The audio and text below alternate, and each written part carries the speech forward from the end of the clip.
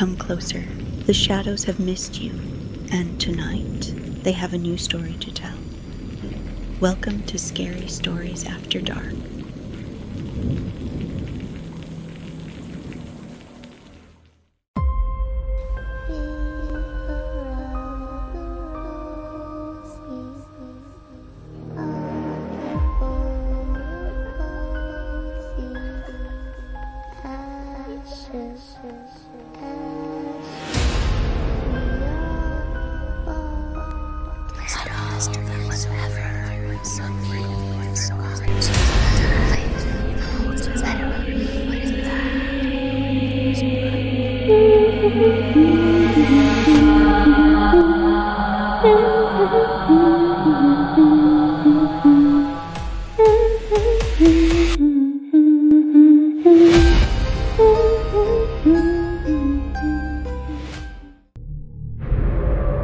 The gates rose higher than they'd looked online, brushed metal letters gleaming in the noon sun.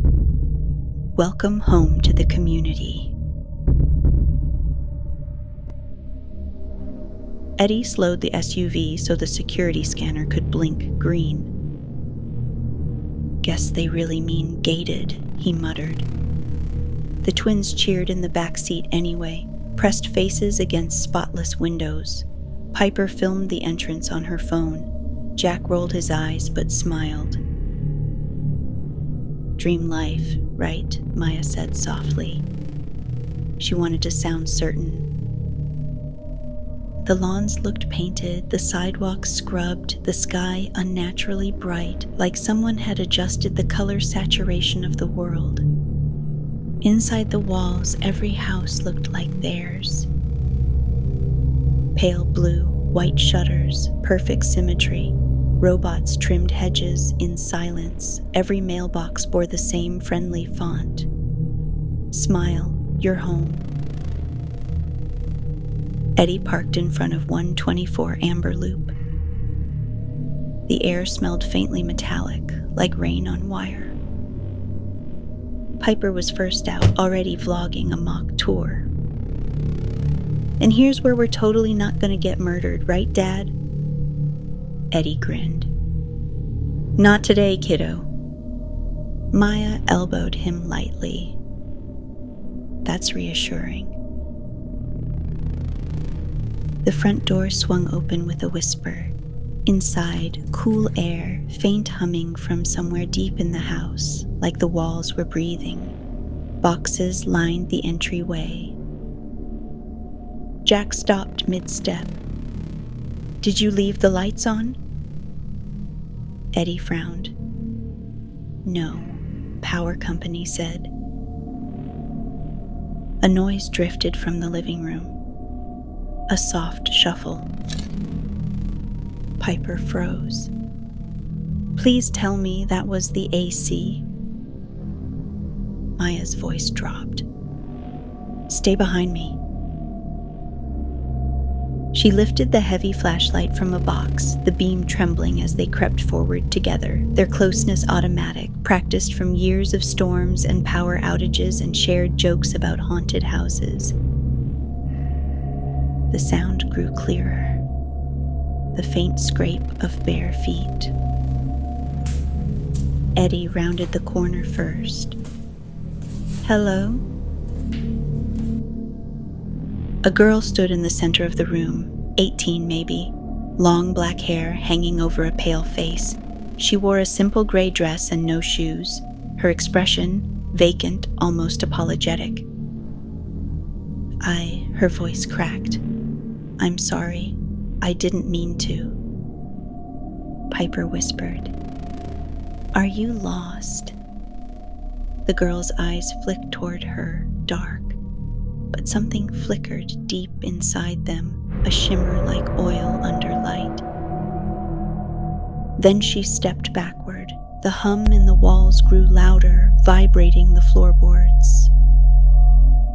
Eddie moved toward her, protective instinct flaring. Hey, it's okay. We just moved. Blink.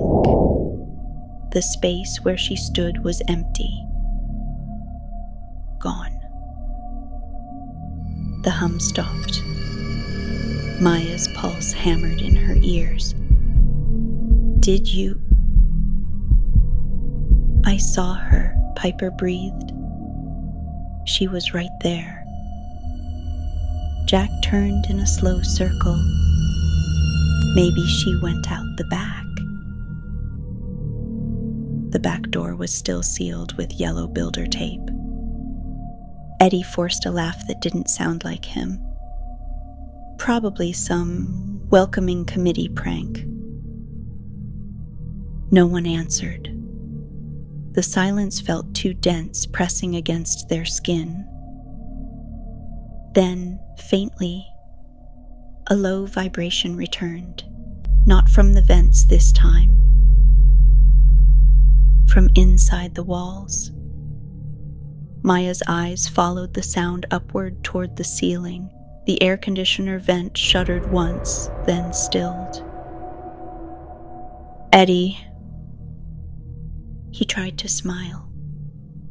New house noises. Happens all the ceiling above them groaned, and the hum resolved into something that almost sounded like a word.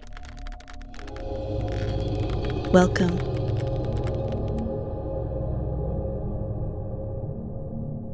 The following Saturday arrived spotless, sun blazing, sprinklers ticking in unison, not a single leaf out of place.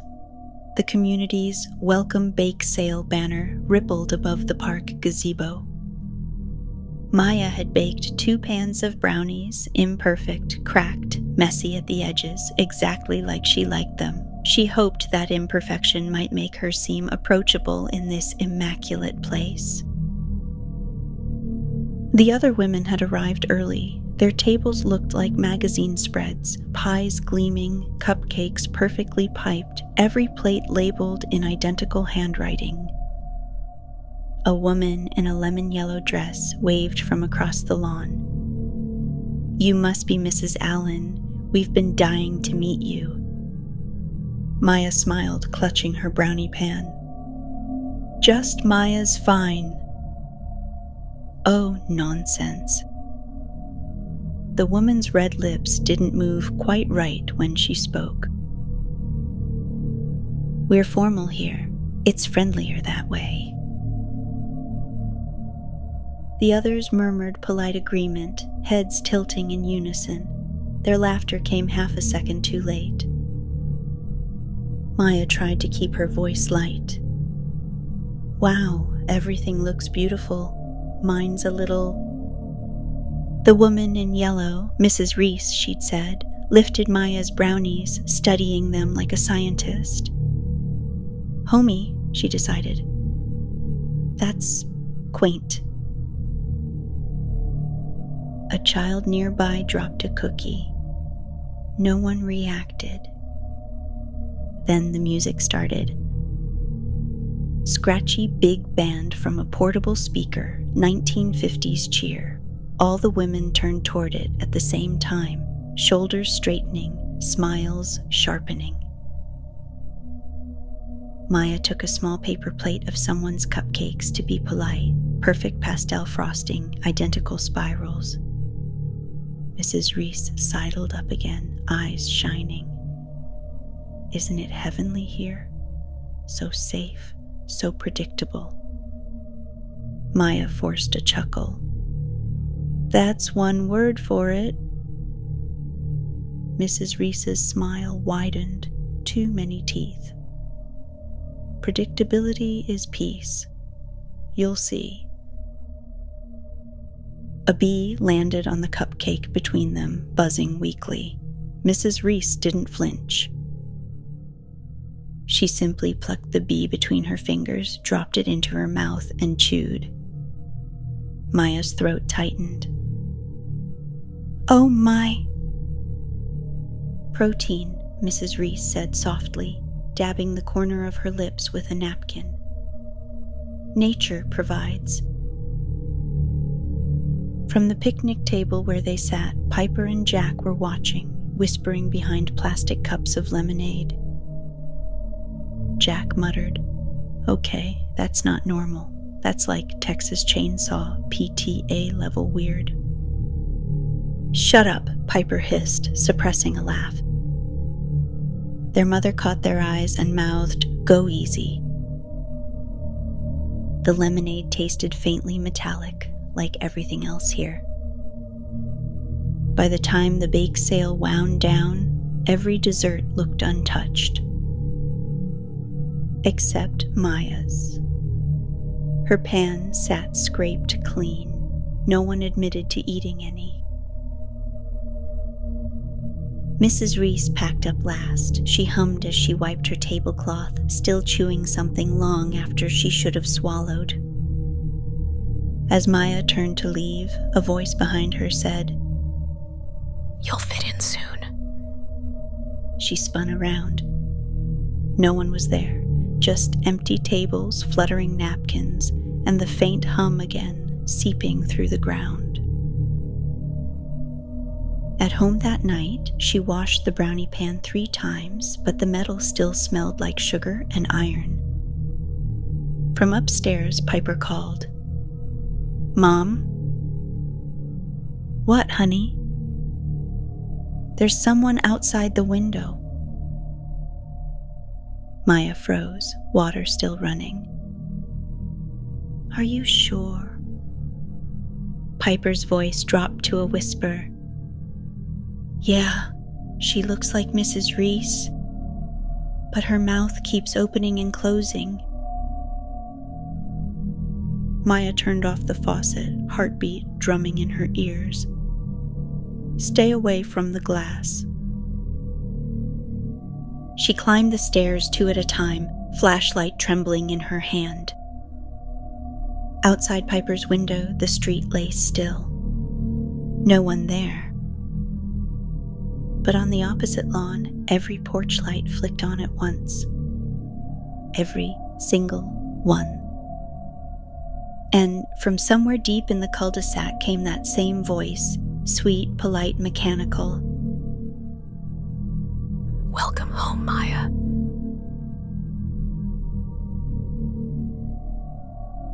Eddie's new job was supposed to be the dream. Steady pay, short commute, and an office within walking distance of their new home. Within the community, of course, everything was within it. That had been the selling point. The operations hub looked less like an office and more like a hospital wing.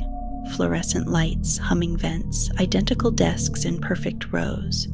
Each computer displayed the same slate gray screen, a single blinking cursor waiting in silence. The employees already seated looked serene. Too serene. No one spoke, no one coughed. Their fingers tapped at the same rhythm, keys clicking in unison, like a metronome made of human hands. Eddie forced a grin as a manager passed. "First day nerves," he joked. No one laughed. The manager smiled, wide and wrong. "Just follow the pattern." He sat at his station, the chair cold beneath him. His monitor flickered once, then words appeared. "Community maintenance system, access level 3. Welcome, Eddie Allen." He typed. "Hello." "A joke." The screen replied instantly. "Hello, Eddie. Please maintain." He blinked. "Maintain what?" "All of it."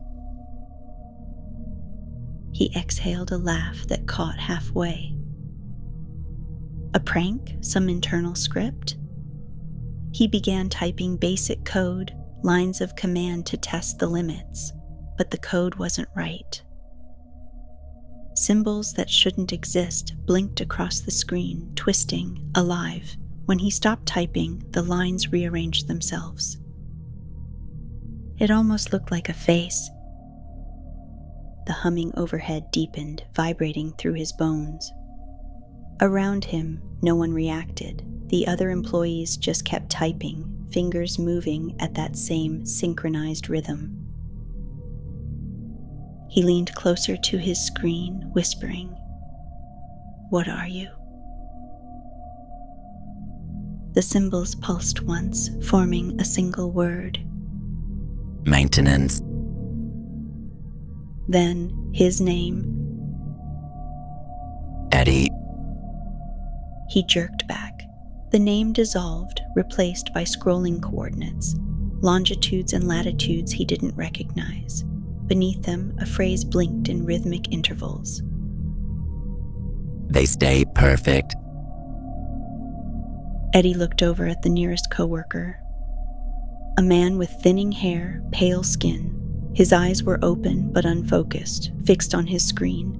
Eddie waved a hand in front of his face. Nothing. The man's fingers continued to move, typing the same repeating string. Maintain, maintain, maintain. The hum turned into a low electric drone, like static behind glass. His own monitor flickered again. Now it showed the cul-de-sac. His street. He could see Maya's car in the driveway, Piper and Jack crossing the yard, except the image was wrong. The twins' shadows lagged half a second behind their bodies. Eddie reached for the power button. It didn't work. He yanked the cord. Nothing. The gray text reappeared. Do not unplug. He stared at it, heart pounding.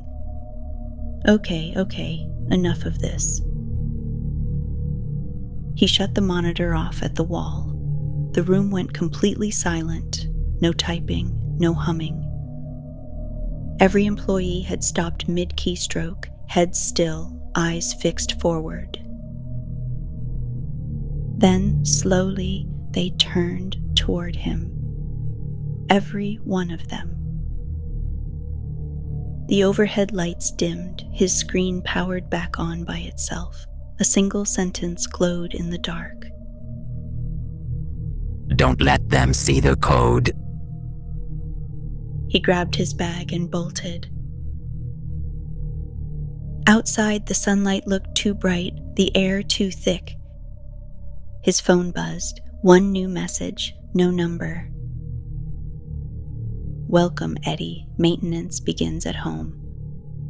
He stared at it, fingers trembling. Behind him, from the silent hub, came the faint sound of synchronized typing again. Only now the rhythm spelled his name. Eddie, Eddie, Eddie.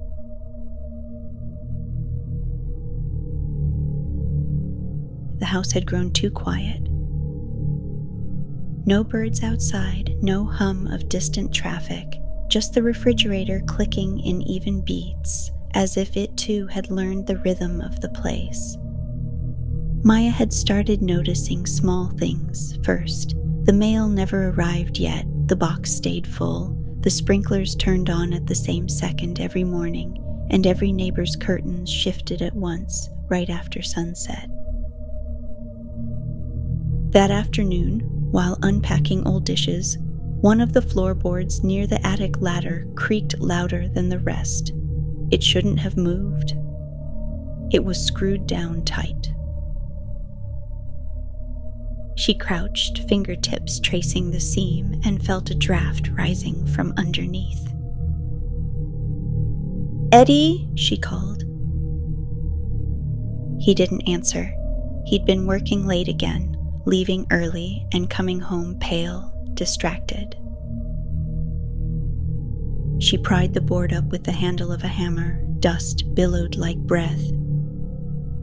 Beneath it sat a small water-stained box bound with twine. Inside were photographs. Polaroids. The first few showed a family of 4, smiling in front of the same pale blue house. Different faces, but the same address, the same curtains, even the same dent in the mailbox. Each photo came slightly darker than the last. In one, the father's eyes gleamed yellow. In another, the children's smiles stretched too wide. The final picture stopped her breath cold.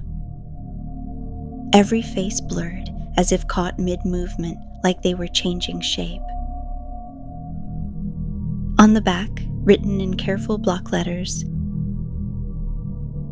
"The community cares for its own." The attic light flickered. Maya set the photos down, pulse thudding. What the hell? Something shuffled above her head. On the roof side of the attic, slow at first, then quicker. "Mice," she whispered, too softly to convince herself. The sound moved, overhead, across the rafters, crawling. She reached for her phone flashlight and aimed it upward. The beam landed on a patch of ceiling where insulation hung torn open. The movement stopped. Her breath fogged in the chill air. Then, fingers. 5 of them, pale and jointed wrong, curled through the torn insulation from the other side of the ceiling. They pressed down, leaving imprints like soft clay. Maya stumbled back, hitting the ladder. Her flashlight beam danced wildly across the boards. "No, no, no." The fingers slid away. Silence swallowed the attic again. She waited. Seconds, minutes, she couldn't tell. Then, she heard the faintest whisper of that humming again, threading through the walls like an electrical current. She shoved the photos back into the box, tucked it under her arm, and scrambled down the ladder. The living room lights flickered when she hit the floor. Piper looked up from the couch. "Mom, you okay?" Maya forced a shaky smile.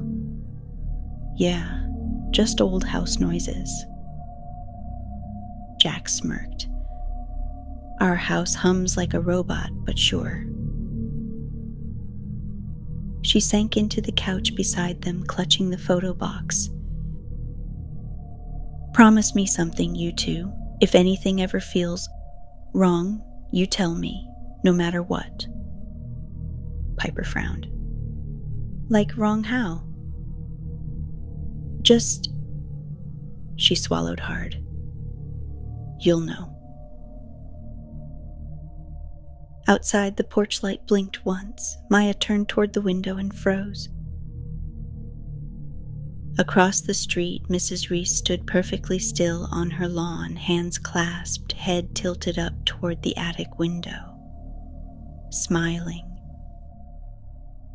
Behind her, every porch light on the block flicked on again, one by one, stretching into the distance like a runway. The hum rose into a low metallic drone. From the ceiling above, Maya came the faint creak of footsteps.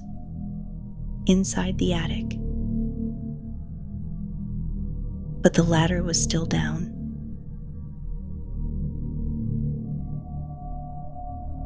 The night smelled too clean, like rain had fallen and taken all the sound with it. Eddie was still at work, and the twins were supposed to be asleep. Maya couldn't rest. Every time she closed her eyes, she heard that low hum again, like wires vibrating somewhere deep in the house. So she slipped on her shoes and stepped outside. The street glowed in that false, always-on moonlight the community favored. The air was thick with sprinkler mist, perfect driveways, perfect lawns, perfect stillness. She told herself she just needed to breathe, clear her head, nothing else. But the further she walked, the stranger the silence felt. No crickets, no hum of air conditioners, not even the whine of a single mosquito. It was as if the neighborhood held its breath as she passed. At house number 42, a window upstairs caught her eye. A light flickered on and off, uneven. She stopped. Curtains half drawn, she could see movement inside. Two shapes. A man and a woman. The couple from the bake sale. Maya squinted, stepping closer to the hedge. Her stomach dropped. They weren't standing. They were on all fours, skittering along the ceiling, hands and feet scuttling like insects, their heads twitching at impossible angles. Their laughter was muffled, wrong, like a cassette playing backward. She covered her mouth, frozen in place. The man's head jerked, his neck twisting too far, and suddenly both figures stopped, crawling upside down to face her through the glass. Their eyes gleamed with that same oily shimmer she'd seen in the black-haired girl. Maya stumbled back, heart hammering. Her shoe scraped the curb. The sound echoed down the whole street louder than it should have. Every porch light on amber loop snapped on at once. She ran, feet pounding the pavement, breath ripping from her throat, the hum rising in her ears until it became a whisper threading through the trees. Maintain. Maintain. When she reached her house, she fumbled the keys, burst inside, slammed the door. Silence. Just the tick of the hallway clock. She pressed her back against the door, listening. A soft thud sounded above her. Ceiling beams groaned. She tilted her head. The noise came again, faster this time. Scuttling. No. She grabbed the flashlight and aimed it upward. The beam trembled across the ceiling. 5 muddy handprints trailed across the plaster, fresh. Her pulse spiked. She ran to the stairs. Piper, Jack. They appeared at their doors, sleepy and alarmed. Mom? Stay together, she whispered. Don't make a sound. Jack frowned. Is someone up there? Before she could answer, something hit the roof, hard. A dragging scrape followed, then another. Through the upstairs window, they saw him. Mr. Parker, the old man from across the street, barefoot, pajama-clad, crawling across their roof with insect speed, his body bent in half, limbs jerking like marionette strings. Piper clutched Maya's arm. Mom, what is he doing? He stopped near the chimney, head twisting all the way around to look at them through the glass. His mouth opened in a wide, silent scream. Then gone. Just gone. The house stilled again. Maya didn't sleep that night. None of them did. At 3:33 a.m., Eddie came home pale and shaking. He didn't speak, just stood in the doorway, staring at them. Piper whispered, "Dad?" He blinked slowly. I think I saw that girl again." His hands were trembling, dirt under his fingernails. Maya's voice broke. "Where, Eddie?" He met her eyes, hollow. "At work, and then in my dream, same place." He looked toward the window as the porch light flickered once. She said, "Maintenance begins at home." By morning, Eddie barely remembered falling asleep. His dreams still clung to him like fog. Wires in his hands, faces flickering in and out, the sound of typing under his skin. Maya handed him coffee, watching him closely. "You're sure you're okay?" "Yeah," he lied. His shirt smelled faintly of earth. The twins sat at the kitchen counter, silent. Jack poked his cereal without eating. Piper scrolled her phone, jaw tight. Finally, she said, "I recorded something last night." Eddie frowned. "You what?" Piper turned the screen toward them. The video was shaky, shot through her bedroom window. The street outside glowed faintly green under the lamps. For a second, nothing. Then static flooded the image. When it cleared, a girl stood in the middle of the cul-de-sac, same one from the living room, long black hair, pale skin, motionless. Piper's voice whispered in the recording, "Who are you?" The girl tilted her head. Her mouth moved, but the sound warped. Metallic, fragmented. The screen glitched again, fracturing her into dozens of copies flickering across the pavement like broken film frames. Then together they mouthed one phrase. "It keeps replacing us." The video ended.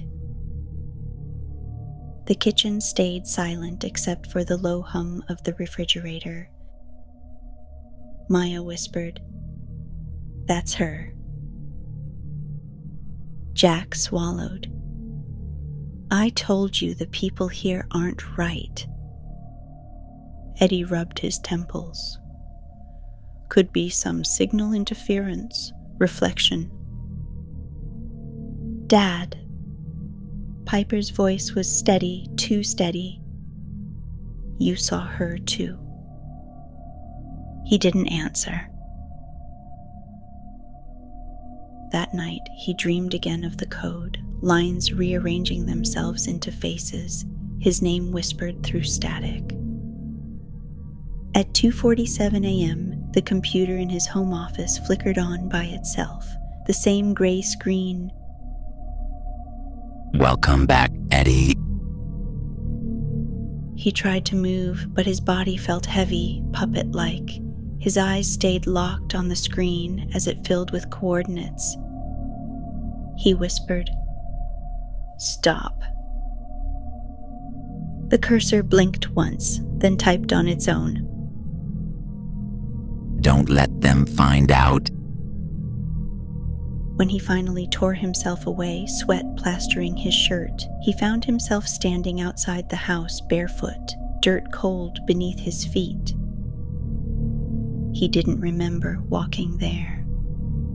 From the streetlight glow, a shadow shifted. Someone standing in the cul-de-sac. The girl again. She raised a hand, palm outward. Her mouth moved soundlessly. Eddie blinked, and suddenly she was gone, replaced by a smear of movement, as if she'd stretched. He turned back toward the house, heart pounding, and froze. Every window reflected the cul-de-sac behind him, and in every reflection the girl stood watching, multiplied 100 times over. He stumbled back inside, locking the door behind him. Upstairs, Piper sat awake in bed, the glow from her phone casting long shadows. Her reflection in the mirror lagged a second behind her movements. She lifted her hand. The reflection followed, late, then smiled, even though she hadn't. Piper's breath hitched. The reflection mouthed something she couldn't hear, fog blooming on the glass. Then words appeared in that fog, drawn by invisible fingers. "Maintenance complete." She screamed. Maya and Jack burst in. The mirror was spotless, nothing written. Piper trembled. She was here. She's inside. Maya held her close. "It's okay, baby. It's okay." But the lights in the hallway flickered once, twice. And somewhere deep beneath the house came the metallic echo of typing.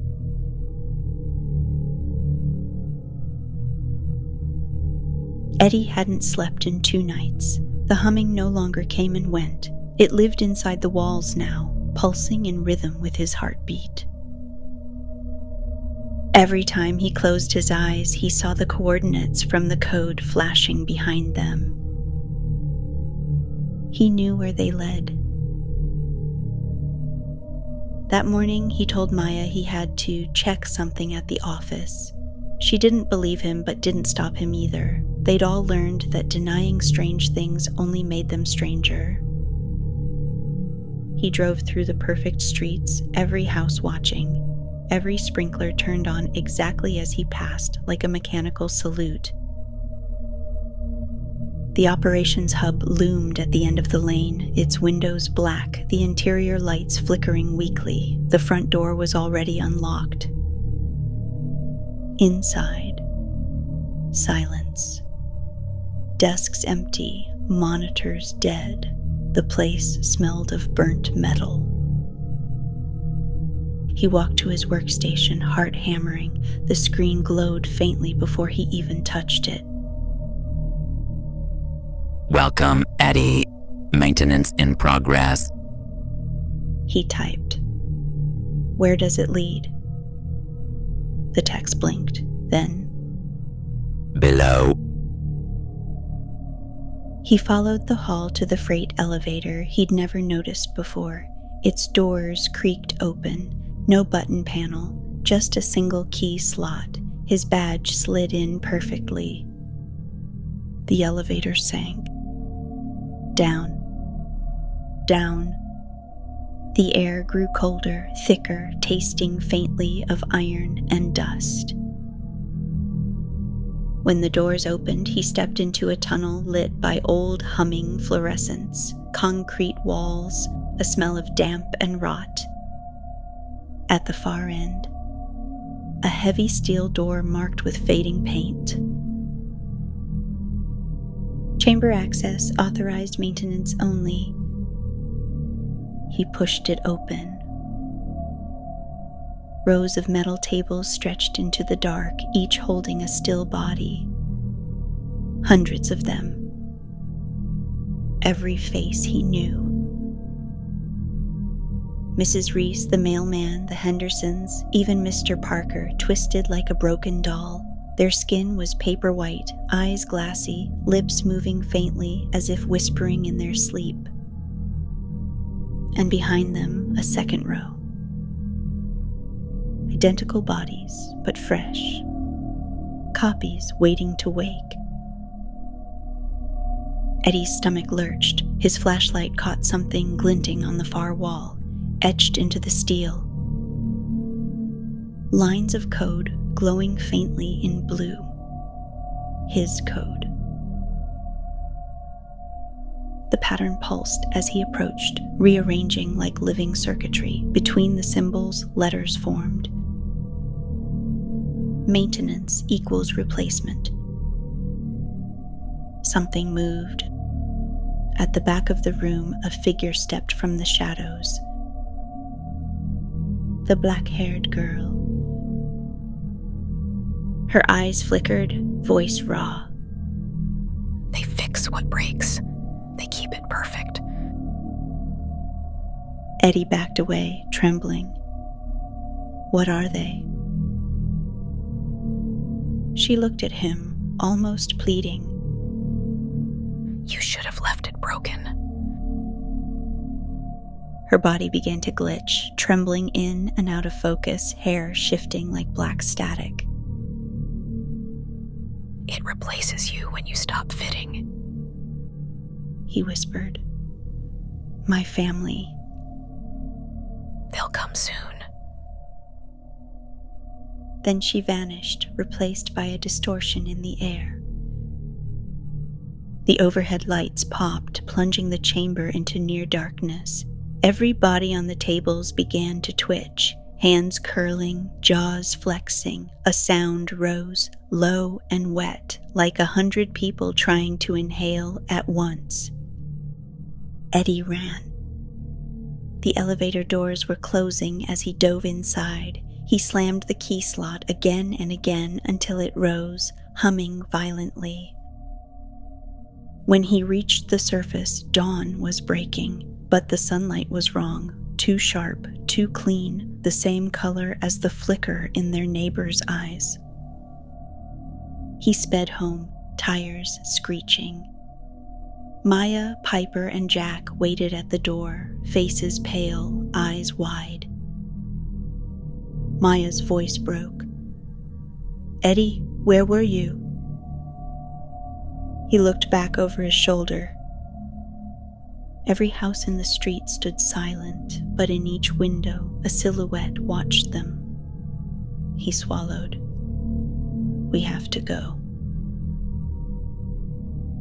Behind them, the hum grew louder.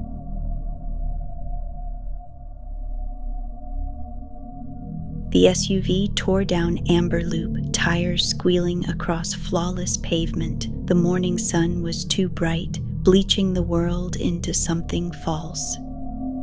Every house glowing like a photograph left too long in the light. Maya sat in the passenger seat clutching the photo box. The twins huddled in the back, pale and silent. "Eddie, what's happening?" she demanded. He didn't answer. He couldn't. His knuckles were white on the steering wheel, the hum rattling in his skull. "Hold on." They sped past Mrs. Reese's house. She stood on the lawn in her lemon dress, head tilted, smile unmoving. The mailman raised one gloved hand in a slow, mechanical wave. Maya gasped. "They're watching us." "They always were," Eddie said through his teeth. He hit the gas. The gate loomed ahead, tall and silver under the perfect sky. The sign still read, "Welcome home to the community."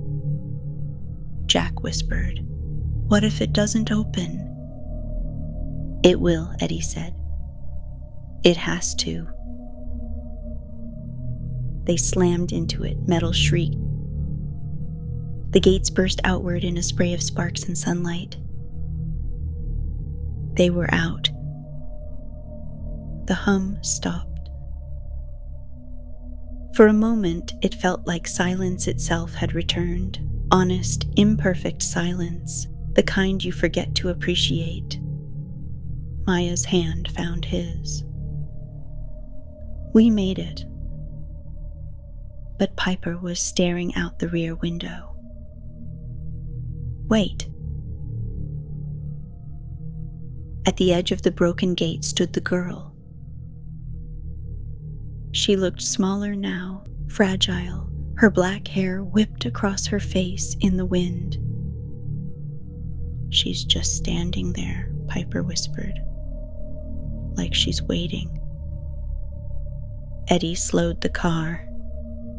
"Don't look." But the girl raised her hand, palm out, like a farewell or a warning. Her mouth moved. No sound came out. Then her body began to twist. Her spine arched backward with a wet crack, limbs elongating, fingers stretching until they scraped the asphalt. Her face split, eyes burning white, mouth opening into a wide, hollow scream that made the windshield tremble. The sun dimmed, the clouds above them rippled like disturbed water. Jack shouted, "Dad, go!" Eddie slammed the accelerator. The creature lunged, its shadow stretching across the road, chasing them like a stain. The SUV's mirrors vibrated with the sound of its breath, a low, distorted hiss that matched the hum in the walls of their house. "Don't look back," Maya whispered. They drove until the community was only a shimmer in the distance, swallowed by heat and dust. Miles later, they pulled onto an empty highway shoulder. No cars, no signs. Just endless gray road ahead. The air was quiet again. Too quiet. Eddie killed the engine. His pulse thundered in his ears. Piper leaned forward, voice trembling. "Is it over?" Maya turned to Eddie. "Tell her yes." He opened his mouth, but the words wouldn't come.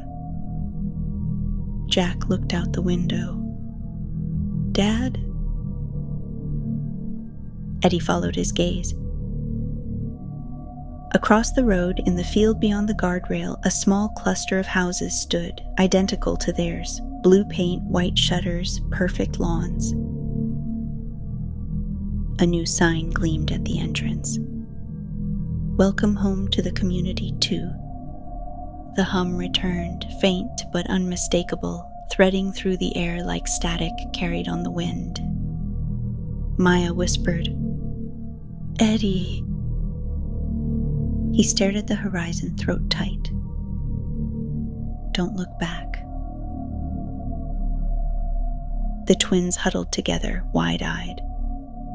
The hum deepened. In the rearview mirror, the black-haired girl stood at the far end of the highway, her body whole again, face calm, almost human. She raised a finger to her lips. "Shh," and smiled. Then her reflection distorted, twisting into that monstrous shape one final time as the glass splintered. The last thing Eddie heard before the mirror cracked completely was the voice, soft, gentle, mechanical.